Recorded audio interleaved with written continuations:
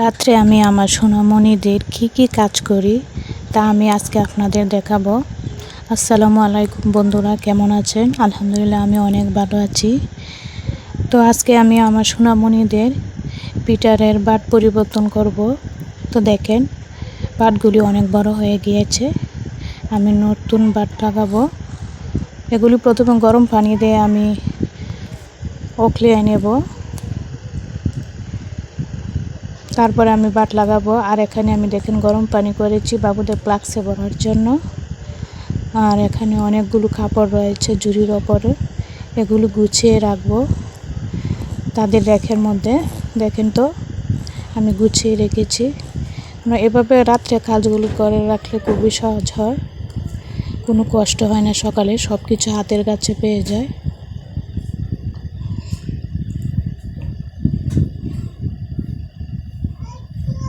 তো বন্ধুরা, সবাই আমার পাশে থাকবেন, আমাকে লাইক, কমেন্ট এবং সাবস্ক্রাইব করবেন।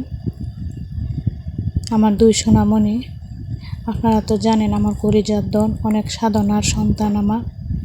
দেখেন 10 জনই ঘুমিয়েছে, বারিশ ছেড়ে অনেক দূরে চলে গিয়েছে। আল্লাহ হাফিজ।